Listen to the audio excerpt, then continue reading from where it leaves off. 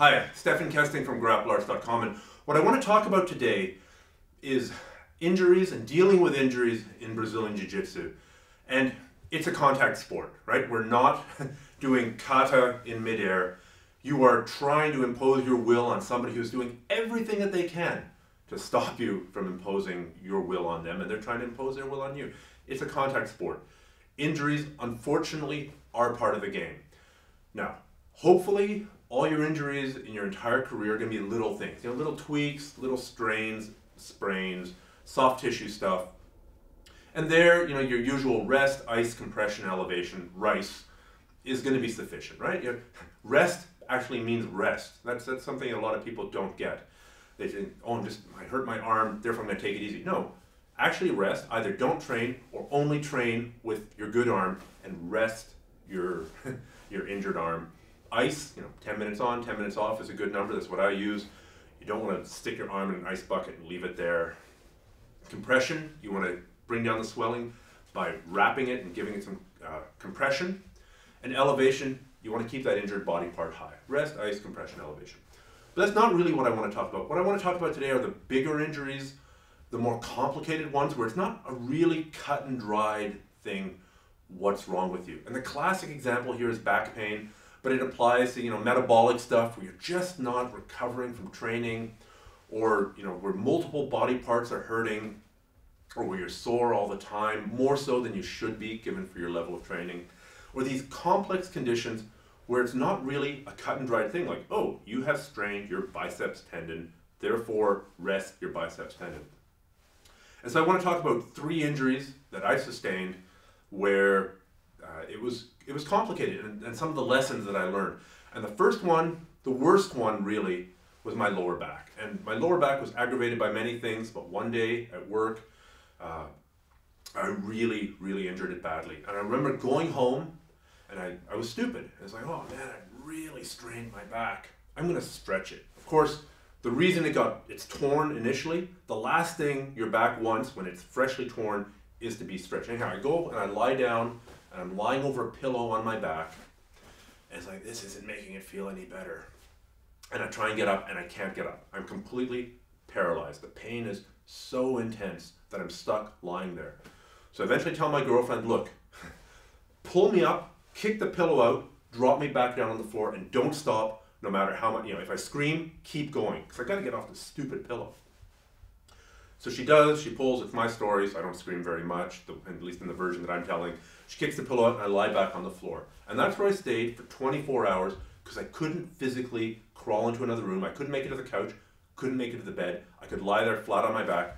And just to illustrate how bad it was, in order to pee, I had to take about 20 minutes to go from lying here to lying here to do my business, and about another 20 or 30 minutes to go back here, millimeter by millimeter, because the pain was so bad. Now, eventually that got cured. Well, the pain got knocked down enough notches with anti-inflammatories for me to actually be able to get mobile again and to start talking to people and trying to figure out what was going on. And I went to everybody. I went to chiropractors. I went to massage therapists. I went to acupuncturists. I went to cranial sacral therapists. I tried moxibustion.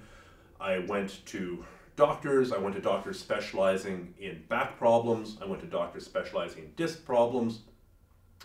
I tried inversion. I think I had like 3 different inversion devices. I tried anti-inflammatories. I tried ice. I tried heat. I tried herbal stuff. None of it worked. None of it worked. And the interesting thing is that everybody took a look at it and diagnosed it as a problem that, strangely, they could fix, right? The physiotherapists were saying, well, you have a muscular imbalance.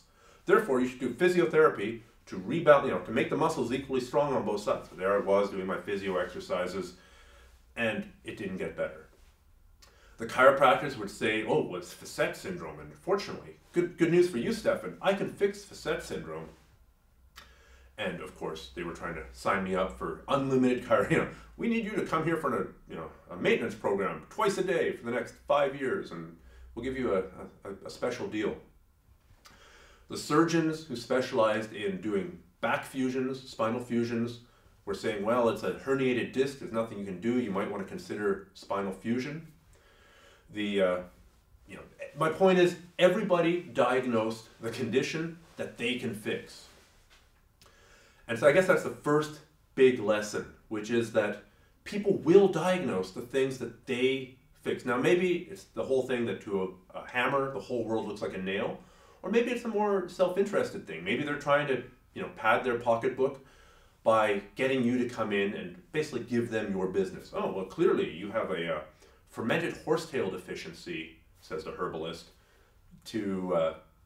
that's what's causing the back. So let me prescribe you some fermented horsetail, which conveniently I happen to sell. So that's the first lesson. Everybody that you go to will see it through their own lens. And that's okay. And you should go see as many people as you need to, because who knows, it's a Hail Mary type of situation. Maybe the moxibustion would have worked. It didn't, but maybe it would have. Maybe the acupuncture would have worked. It didn't, but maybe if it didn't work for me, maybe it'll work for you.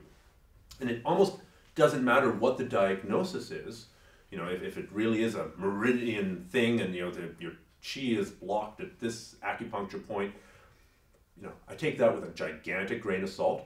But if that's the mechanism that the acupuncturist gives you, you stick a needle in here and you twirl it and it solves your problem, hallelujah, fantastic.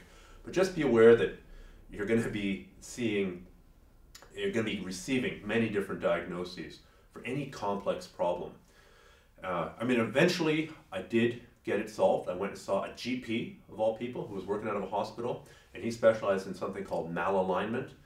And he gave me a couple simple exercises which were focused on readjusting my two ilia in relationship to my sacrum.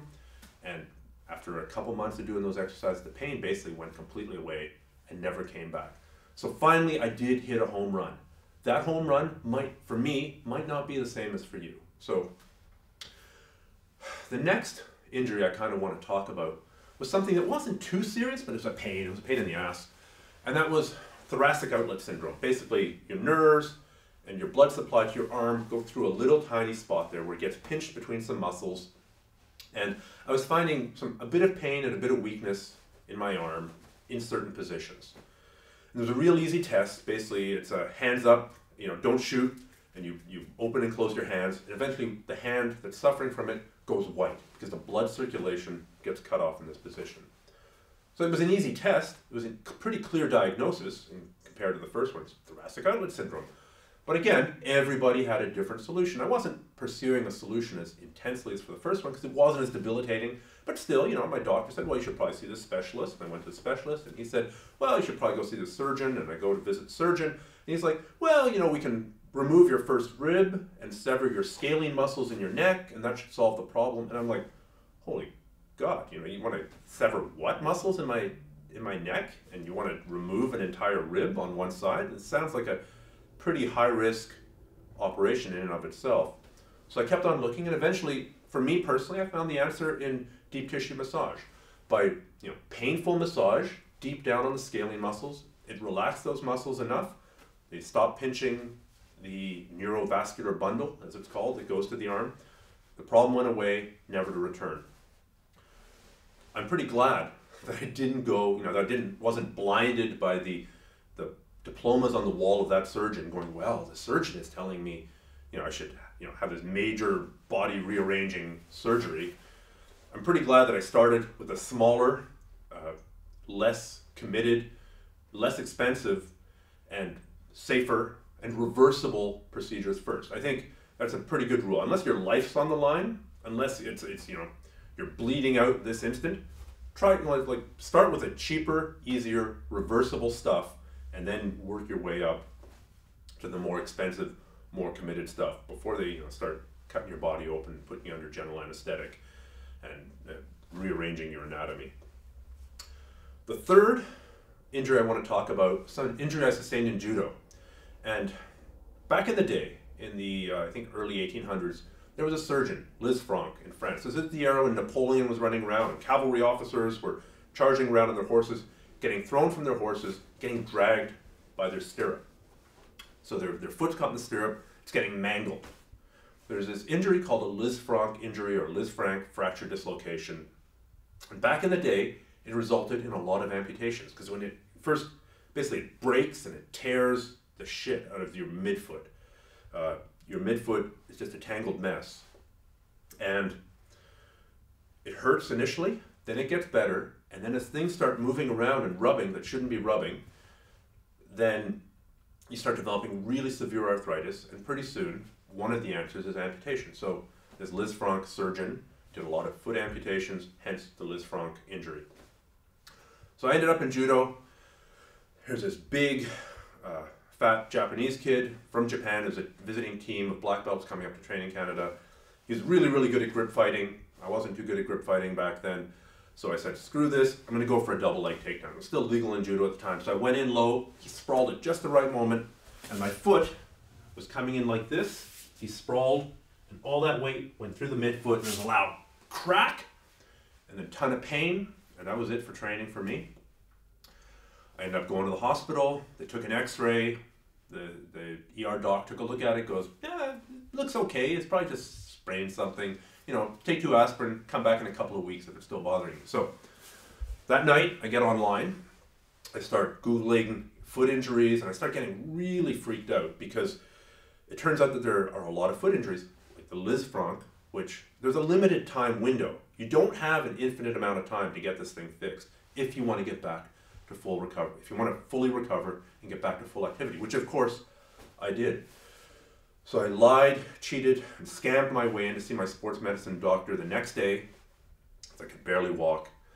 He had me do a different set of x-rays, which showed something suspicious. I went to a foot specialist that day. He ordered an MRI. We did the MRI. The MRI didn't show anything. So right now we've had 2 x-rays and an MRI. First x-ray didn't show anything. Second x-ray had some suspicious signs. The MRI showed nothing. So 2 out of 3 are false negatives. False negatives are when there is a problem, but the test is saying there's no problem here.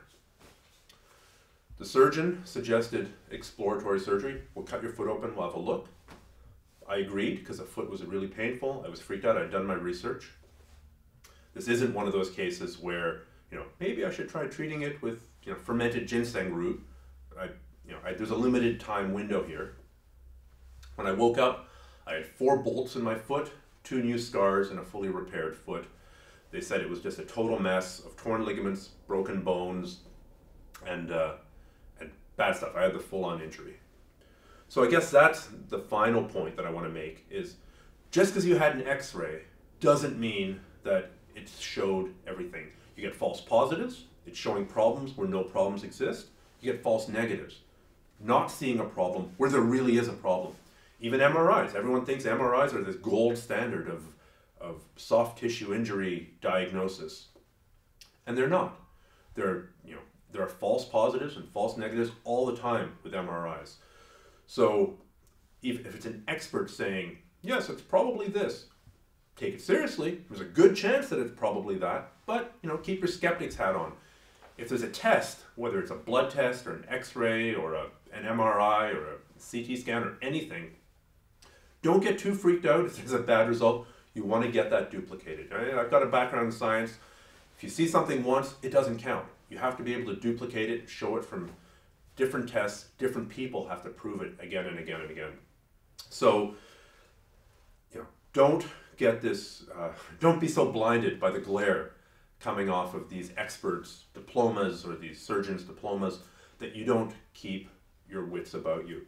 Ultimately, you and nobody else, only you really care about you.